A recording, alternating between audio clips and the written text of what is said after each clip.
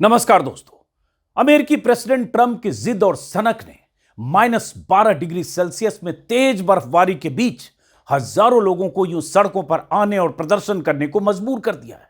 बच्चे, बूढ़े, महिलाएं, सब के सब भयंकर ठंड में अपने घरों से निकलकर प्रदर्शन के लिए जमा हुए हैं। लोग अपने छोटे छोटे बच्चों को प्रैम में लेकर अमेरिकी मंसूबों का विरोध करने निकले हैं। ये ग्रीनलैंड की राजधानी नूक की तस्वीरें हैं। ग्रीनलैंड के लोगों ने कभी सोचा भी नहीं होगा कि ट्रंप के मंसूबों से अपना देश और अपनी जमीन बचाने के लिए उन्हें यूं ठंड में सड़क पर उतरना होगा। किसी भी सूरत में ग्रीनलैंड को हासिल करने का ऐलान करके ट्रंप ने बेहद खूबसूरत और शांतिप्रिय ग्रीनलैंड के लोगों की नींद हराम कर दी है। बर्फ की मोटी सफेदी पर चलते फिरते प्रदर्शन करते लोग, हाथों में पोस्टर, झंडे, जुबान से गूंजते नारे और आवाज में गुस्सा। पोस्टरों पर साफ लिखा है, Greenland is not for sale. This is our home. Not to American takeover. Greenland for Greenlanders. Trump ने जब से ऐलान किया है कि चाहे कुछ हो जाए हम ग्रीनलैंड लेकर रहेंगे, तब से ग्रीनलैंड के लोग बेचैन हैं, परेशान हैं, अपने देश को अमेरिकी कब्जे से कैसे बचाएं। अमेरिका विरोधी इस प्रदर्शन में ग्रीनलैंड के प्रीमियर यानी प्राइम मिनिस्टर और वहां की संसद के स्पीकर ने भी हिस्सा लिया। ऐसी ही तस्वीरें कल डेनमार्क की राजधानी कोपेनहेगन से आई। लोग नारे लगा रहे थे, hands of Greenland, respect Greenlanders choice. Copenhagen में हजारों लोगों ने यूएस एम्बेसी तक मार्च करके ट्रंप के इरादों का विरोध किया, नारेबाजी की, अमेरिका को चेताया और बताया कि ग्रीनलैंड बिकने को तैयार नहीं है, ग्रीनलैंड अमेरिका का हिस्सा बनने को तैयार नहीं है। लेकिन ट्रंप कहां मानने वाले हैं? जरा सोचिए, ट्रंप की एक कैसी दादागिरी है कि एक देश की संप्रभुता को चुनौती देते हुए उसके हिस्से को हड़पने पर आमादा है। करीब 21,66,000 वर्ग किलोमीटर में फैला ग्रीनलैंड आज की तारीख में डेनमार्क का हिस्सा है। लेकिन ट्रंप ग्रीनलैंड को डेनमार्क से छीनकर अमेरिका में मिलाना चाहते हैं, वो भी जोर जबरदस्ती। वेनेजुएला के राष्ट्रपति को उनके घर से किडनैप करवाने वाले ट्रंप को लगता है ग्रीनलैंड या डेनमार्क की क्या हैसियत कि उन्हें रोक सके। अमेरिकी सुरक्षा के लिए ग्रीनलैंड पर कब्जे को अपनी रणनीतिक जरूरत बता चुके ट्रंप के लिए ऐसा विरोध प्रदर्शन मायने नहीं रखते। लेकिन इन लोगों को लगता है कि इनके पास विश्व समुदाय तक अपनी बात पहुंचाने के लिए यही एक जरिया है। ट्रंप ने शनिवार को ग्रीनलैंड पर अमेरिकी कब्जे का विरोध करने वाले यूरोप के 8 देशों पर 10% टैरिफ लगाने का ऐलान कर दिया। इतना ही नहीं, ये चेतावनी भी दी कि अगर ग्रीनलैंड को लेकर अमेरिका से कोई समझौता नहीं होता है तो 1 जून से यह टैरिफ बढ़ाकर 25% कर दिया जाएगा। ट्रंप के टैरिफ के दायरे में Denmark, Norway, Sweden, France, Germany, UK, Netherland और फिनलैंड आएंगे। ये वो देश हैं जो ट्रंप की जिद और सनक का विरोध कर रहे हैं। ग्रीनलैंड पर कब्जे के इरादे का एक बार फिर इजहार करते हुए कल ट्रंप ने क्या कहा और क्या लिखा, पूरा इस वीडियो में हम आपको बताएंगे ताकि आप ग्रीनलैंड को लेकर ट्रंप की सनक और जिद को समझ सकें। इसी वीडियो के अगले हिस्से में ग्रीनलैंड का इतिहास, वहां का जनजीवन और अमेरिकी इरादों की असलियत विस्तार से बताएंगे।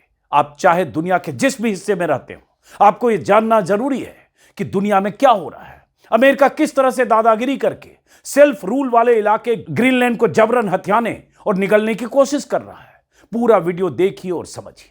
कल जब ग्रीनलैंड पर अमेरिकी कब्जे के इरादे के खिलाफ डेनमार्क और ग्रीनलैंड में विरोध चल रहा था, तब अमेरिकी राष्ट्रपति ट्रंप ने सोशल मीडिया पर लंबी पोस्ट लिखी और कहा, हमने कई सालों तक डेनमार्क और यूरोप के सारे देशों को मुफ्त में मदद की है, ना कोई टैक्स लगाया, ना कुछ मांगा। अब इतने साल बाद वक्त आ गया है कि डेनमार्क भी कुछ वापस दे, क्योंकि पूरी दुनिया की शांति अब खतरे में है। चीन और रूस दोनों ग्रीनलैंड चाहते हैं। डेनमार्क के पास इनका सामना करने के लिए बस 2 कुत्तों की गाड़ियां हैं, उनमें भी एक नई जोड़ी गई है। सिर्फ अमेरिका ट्रंप के नेतृत्व में इस खेल को अच्छे से समझ सकता है और जीत भी सकता है। कोई भी जमीन को हाथ नहीं लगा पाएगा, खासकर जब अमेरिका की सुरक्षा और पूरी दुनिया की सुरक्षा दांव पर लगी हो। Denmark, Norway, Sweden, France, Germany, Netherland, Finland, ये सारे देश बिना किसी मतलब के ग्रीनलैंड में उतर रहे, ये ट्रंप कर रहे हैं। मतलब सीधे सीधी एक तरह से धमकी और चेतावनी इन देशों को भी। ट्रंप कह रहे हैं यह हमारे पूरे धरती की सुरक्षा के लिए बड़ा खतरा है। ये देश जो खतरनाक खेल खेल रहे हैं, इनका जोखिम अब सहने लायक नहीं रहा। ट्रंप ने ग्रीनलैंड में उतर रहे यूरोपीय देशों की सेनाओं की टुकड़ियों पर ऐतराज और बौखलाहट जताया है।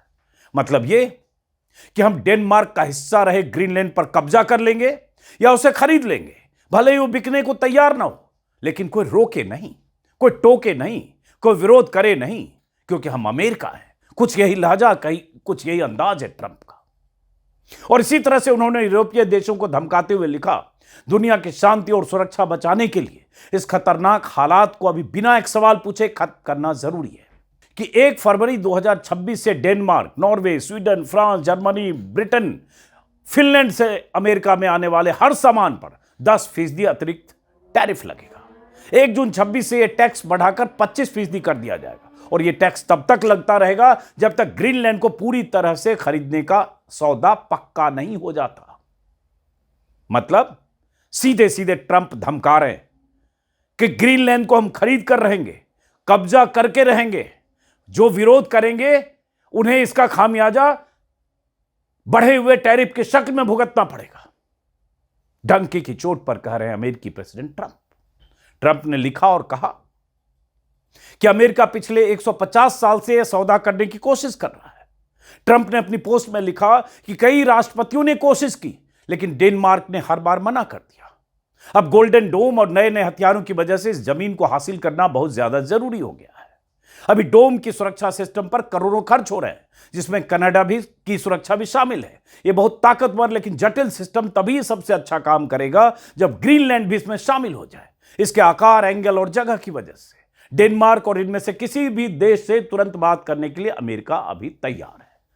लंबी पोस्ट में ट्रंप ने जो लिखा उसका हिंदी तर्जुमा लब्बो-लुआब यही है। ट्रंप के इस बयान से साफ है कि वो ग्रीनलैंड पर कब्जे के इरादे से पीछे हटने वाले नहीं हैं। वो बता रहे हैं कि जो काम 150 साल में अमेरिका का कोई राष्ट्रपति नहीं कर सका वो मैं करके रहूंगा। ग्रीनलैंड डेनमार्क से छीन कर रहूंगा। मैंने ग्रीनलैंड की पूरी कहानी को समेटते हुए परसों एक वीडियो बनाया था, बहुत विस्तार से, लेकिन बहुत कम दर्शकों ने उस वीडियो को देखा है। इसलिए मैं चाहता हूं कि इस वीडियो को एक बार फिर से देखिए और विस्तार से समझिए ग्रीनलैंड की पूरी कहानी और क्यों अमेरिका ग्रीनलैंड पर कब्जा करना चाहता है, ग्रीनलैंड का जनजीवन और वहां का इतिहास देखिए।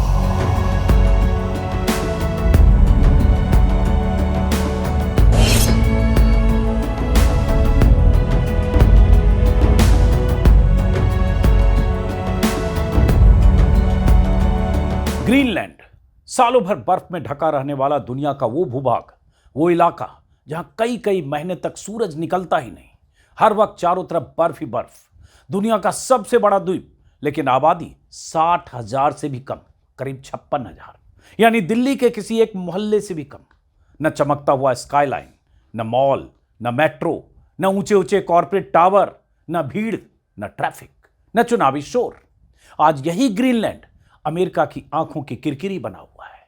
अमेरिका के लिए ऐसा बेशकीमती इलाका बन गया है कि अमेरिकी राष्ट्रपति ट्रंप खुलेआम कहते हैं कि हमें ग्रीनलैंड चाहिए, खरीदकर या किसी और तरीके से कब्जा करके। 21वीं सदी में एक देश का राष्ट्रपति दूसरे देश के भूभाग के बारे में इस तरह से बात कर रहा है जैसे कोई रियल एस्टेट डील हो, जैसे वहां रहने वाले लोग इंसान नहीं, बस जमीन से जुड़े कुछ आंकड़े हों।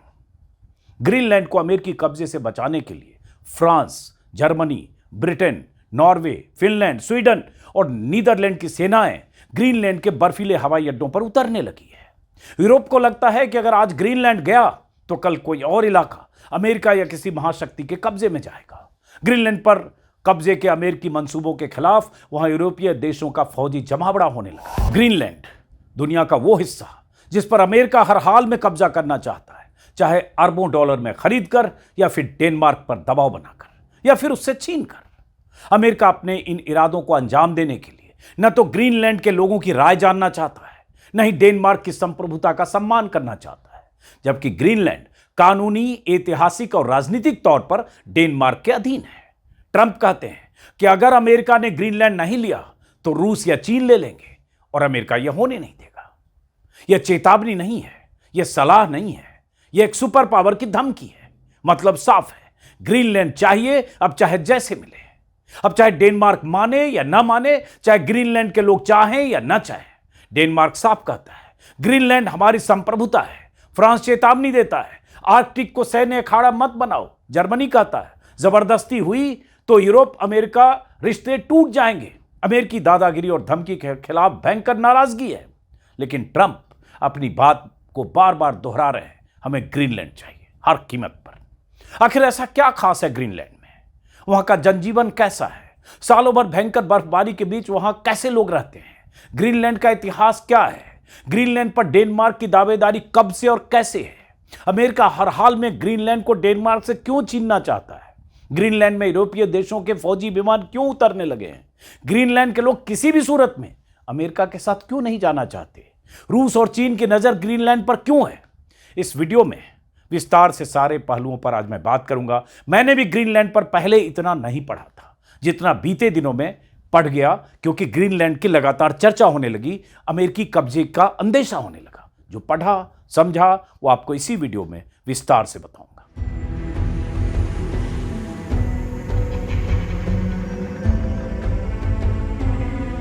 नमस्कार, मेरा नाम है अजीत अंजुम। सबसे पहले ग्रीनलैंड और वहां के लोगों की जिंदगी समझिए। ग्रीनलैंड दुनिया का सबसे बड़ा द्वीप है। क्षेत्रफल करीब 21,66,000 वर्ग किलोमीटर, यानी दुनिया के करीब 170 देशों से भी बड़ा है ग्रीनलैंड। फ्रांस से बड़ा है, जर्मनी से कई गुना बड़ा है, ब्रिटेन से कई गुना बड़ा है, जापान से बड़ा है, इटली से बड़ा है, स्पेन से भी बड़ा है। इतने विशाल क्षेत्रफल वाले ग्रीनलैंड की आबादी सिर्फ 56-57 हजार के करीब है।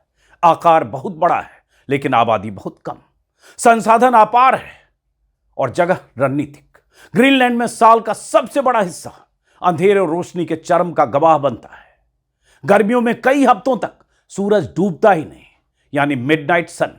सर्दियों में कई महीनों तक सूरज निकलता ही नहीं, यानी पोलर नाइट।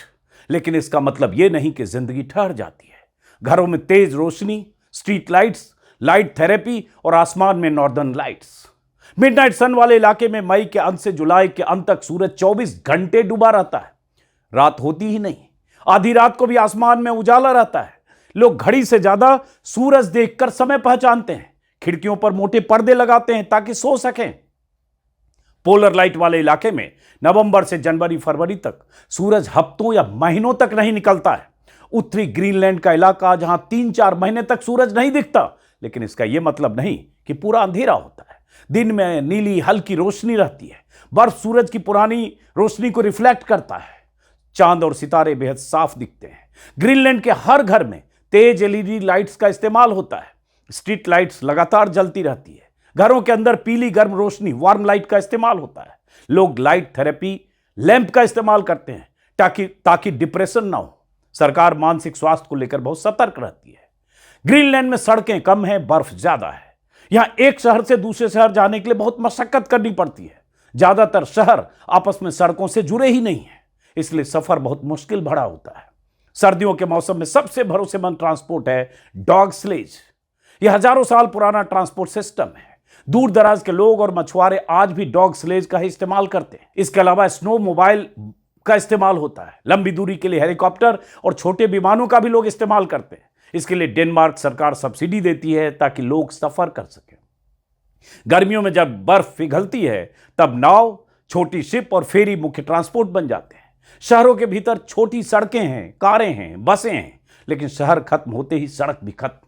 उसके बाद या तो बर्फ है या समुद्र। ग्रीनलैंड में मछली पकड़ना सबसे बड़ा उद्योग है। यह जानबूझकर थोड़ा ग्रीनलैंड का बैकग्राउंड आपको बता रहा हूं। क्या है ग्रीनलैंड, वहां के लोग कैसे हैं, उनकी दिनचर्या कैसी है, यह बता रहा हूं। उसके बाद अमेरिकी मंसूबे और उसकी ऐतिहासिकता पे आएंगे। सरकारी नौकरियों के लिए डेनमार्क सरकार बड़ा बजट देती है। टूरिज्म से भी कुछ कमाई हो जाती है। नॉर्दर्न लाइट देखने दुनिया भर से लोग वहां आते हैं। रेयर अर्थ मिनरल्स भी वहां भरपूर हैं और उस पर भी नजर अमेरिका की है। उस पर भी आगे विस्तार से। अब सवाल उठता है कि ग्रीनलैंड के लोग दुनिया के सुपर पावर देश अमेरिका के साथ क्यों नहीं जाना चाहते? जवाब साफ है। ग्रीनलैंड के लोग जानते हैं कि अमेरिका आएगा तो जमीन पर सैन्य ठिकाने बनेंगे, संसाधनों का दोहन होगा, उनकी संस्कृति दब जाएगी। ग्रीनलैंड के लोग अपनी भाषा, अपनी संस्कृति और अपनी बर्फीली जिंदगी किसी सुपर पावर के हाथों नहीं सौंपना चाहते। अब जरा ग्रीनलैंड का इतिहास ठीक से समझिए। करीब 982 ईस्वी में नॉर्स समुदाय यानी वाइकिंग यहां पहुंचे और बसने लगे। सदियों तक ग्रीनलैंड स्कैंडिनेवियाई प्रभाव में रहा।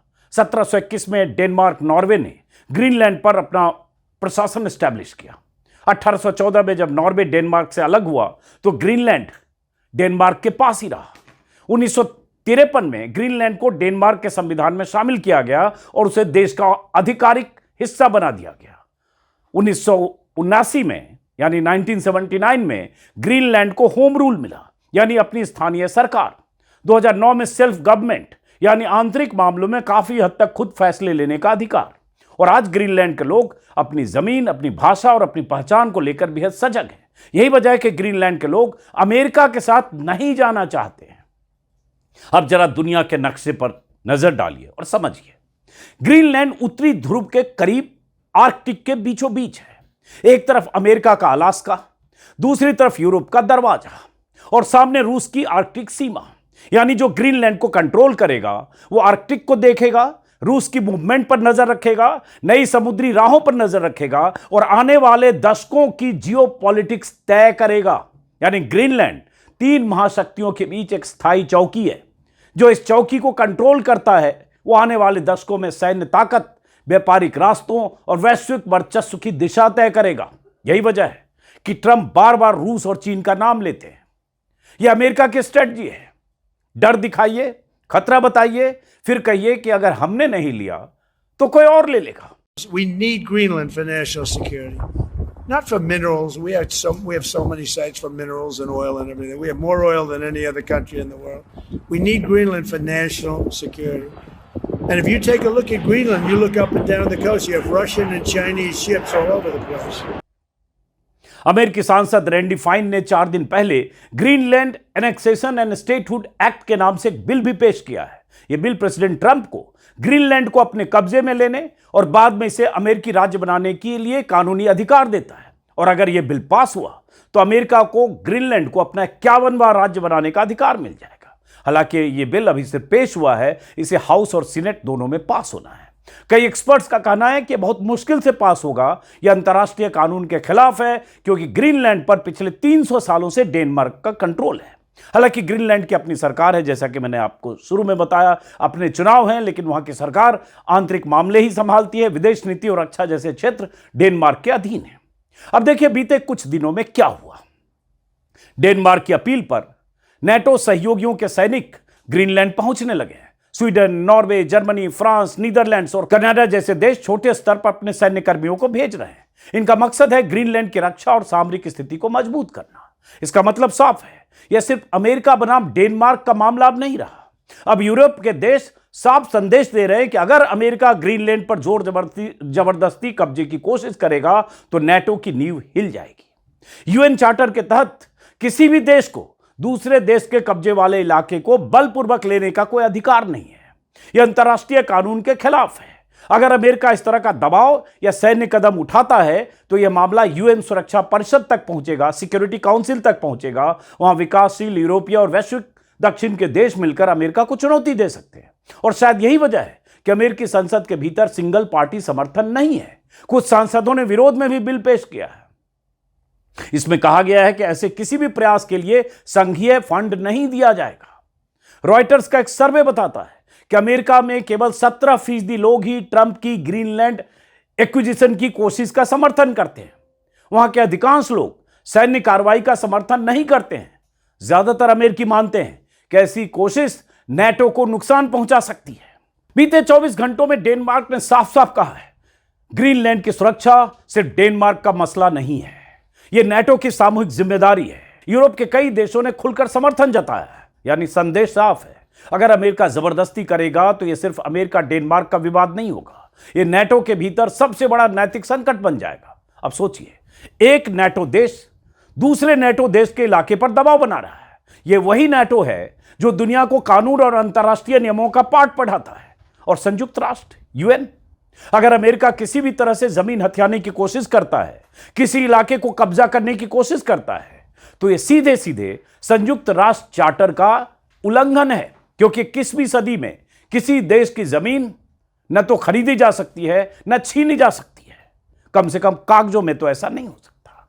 लेकिन ट्रंप की राजनीति कागजों से नहीं चलती। वो उसी सोच से आते हैं जिसमें अमेरिका ने रूस से अलास्का खरीदा था, फ्रांस से लुइजियाना खरीदा था, स्पेन से फ्लोरिडा खरीदा था और दुनिया को बताया था कि सब कुछ बिकाऊ है, बस कीमत सही होनी चाहिए। और इसी तरह से अमेरिका ने साम्राज्य का विस्तार किया, देश की सरहदों का विस्तार किया। 2019 में जब ट्रंप पहली बार कहते हैं कि अमेरिका ग्रीनलैंड खरीद सकता है तो दुनिया हंसती है। डेनमार्क की प्रधानमंत्री साफ कहती हैं ग्रीनलैंड बिकाऊ नहीं है। ट्रंप नाराज हो जाते हैं, डेनमार्क के अधिकारी की यात्रा रद्द कर देते हैं और यहीं से समझ में आता है कि मजाक नहीं था। अब जब ट्रंप दूसरी बार राष्ट्रपति बने तो अपने इरादे को अमली जामा पहनाने पर आमादा है। अब सवाल है कि अमेरिका ग्रीनलैंड क्यों चाहता है? क्योंकि ग्रीनलैंड सामरिक दृष्टि से सोने की खान है। सेकेंड वर्ल्ड वॉर के दौरान 1941 में जब नाजी जर्मनी ने डेनमार्क पर कब्जा किया, तब अमेरिका ने ग्रीनलैंड में अपने सैन्य ठिकाने बना लिए।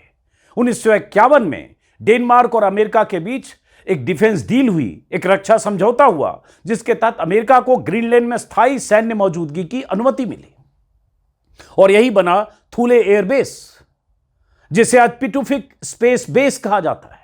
यही बेस अमेरिका के न्यूक्लियर अर्ली वार्निंग सिस्टम का सबसे अहम हिस्सा है। अगर रूस से कोई मिसाइल दागी जाती है तो सबसे पहला संकेत ग्रीनलैंड से मिलता है। मतलब ग्रीनलैंड में अमेरिकी सैन्य बेस है, मिसाइल चेतावनी सिस्टम है, स्पेस निगरानी है, यानी अमेरिका पहले से ग्रीनलैंड के अंदर है, बस अब पूरी चाबी चाहता है। और यही अमेरिका का बेहद खतरनाक इरादा है, जो दूसरे देश की संप्रभुता पर चोट है, हमला है। ग्रीनलैंड में अमेरिका की दिलचस्पी की दूसरी वजह दुर्लभ खनिज, rare minerals, earth materials. Greenland के नीचे रेयर अर्थ मटेरियल्स हैं, वही खनिज जिसके बिना मोबाइल, मिसाइल, ड्रोन, सैटेलाइट और एआई कुछ भी नहीं चलता है। अमेरिका चीन पर अपनी निर्भरता खत्म करना चाहता है। और तीसरी वजह है आर्कटिक। बर्फ पिघल रही है, नए समुद्री रास्ते खुल रहे हैं। जो इन रास्तों को कंट्रोल करेगा वही भविष्य के व्यापार और एनर्जी सप्लाई को कंट्रोल करेगा। अब जरा ग्रीनलैंड में रूस और चीन के इंटरेस्ट को समझिए। सबसे पहले रूस के लिए आर्कटिक कोई भविष्य की योजना नहीं है, वो उसका वर्तमान है, प्रेजेंट है। रूस की सबसे लंबी समुद्री सीमा आर्कटिक में है। उसकी न्यूक्लियर सबमरीन यहीं तैनात है। उसकी मिसाइल अलार्म सिस्टम यहीं से काम करती है। यानी अमेरिका को कोई बैलिस्टिक मिसाइल सबसे पहले दिखेगी तो ग्रीनलैंड के ऊपर से आती हुई दिखेगी। इसलिए अमेरिका कहता है ग्रीनलैंड हमारी सुरक्षा की चाबी है। असल में वो कहना चाहता है कि अगर ग्रीनलैंड हाथ से गया तो रूस की गतिविधियों पर हमारी नजर कमजोर पड़ जाएगी। अब आइए चीन पर। चीन बर्फ में नहीं रहता, लेकिन राजनीति में वो कहीं भी घुस सकता है। चीन खुद को नियर आर्कटिक स्टेट कहता है, यानी वो मानता है कि आर्कटिक उसके लिए उतना ही अहम है वहां रहने वाले देशों के लिए। चीन ने ग्रीनलैंड में एयरपोर्ट बनाने में दिलचस्पी दिखाई, माइनिंग प्रोजेक्ट्स में पैसा लगाने की कोशिश की और रिसर्च के नाम पर अपनी मौजूदगी बढ़ाई। अमेरिका को यही बात चुभती है। उसे डर है कि आज निवेश आएगा, इन्वेस्टमेंट आएगा, कल इंफ्रास्ट्रक्चर बनेगा और परसों राजनीतिक पकड़ मजबूत हो जाएगी। यानी चीन हथियार लेकर नहीं, पैसे और परियोजनाओं के साथ आ रहा है। यही अमेरिका को अंदेशा है। अब इन तीनों को जोड़िए, अमेरिका, रूस और चीन, तीनों की नजर एक ही जगह पर है, अंटार्कटिक। क्यों? क्योंकि बर्फ पिघल रही है और बर्फ के नीचे रास्ते बन रहे हैं, नए समुद्री रास्ते, नए ट्रेड रूट, नया कंट्रोल। यही वजह है कि आर्कटिक अब पर्यावरण की कहानी नहीं रह गई है, यह सैन्य और सामरिक अखाड़ा बन चुका है। अब जरा ग्रीनलैंड को इस पूरी तस्वीर में रखिए।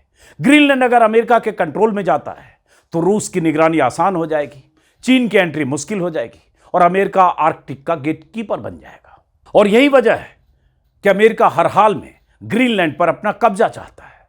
और जिस तरह से वेनेजुएला के प्रेसिडेंट को ट्रंप ने अगवा करा लिया, किडनैप कराकर न्यूयॉर्क बुलवा लिया, वहां मुकदमा चला रहे हैं और दुनिया भर में कोई उस तरह से शोर और विरोध नहीं उठा, उससे ट्रंप का हौसला बढ़ा है। ईरान को धमकी दे रहे हैं, चेतावनी दे रहे हैं और ग्रीनलैंड को पर कब्जे की बार बार बात कर रहे हैं। आने वाला वक्त बताएगा कि ग्रीनलैंड का भविष्य क्या होगा। क्या उनके ग्रीनलैंड में रहने वाले लोगों की मर्जी की कोई कद्र होगी या फिर अमेरिका की दादागिरी चलेगी। और अगर अमेरिका ग्रीनलैंड पर कब्जा करता है तो इसका वर्ल्ड ऑर्डर पर क्या फर्क पड़ेगा, क्या असर पड़ेगा? रूस और चीन का रुख क्या होगा? क्या दुनिया के नक्शे पर तनाव का एक नया केंद्र दिखेगा? वक्त का इंतजार है। अमेरिकी रुख, ग्रीनलैंड को लेकर उसका नजरिया, रवैया, यूरोप का विरोध, डेनमार्क का प्रतिवाद और आने वाला समय। फिलहाल इस वीडियो को हम यहीं खत्म करते हैं। फिर मुलाकात होती रहेगी। नमस्कार।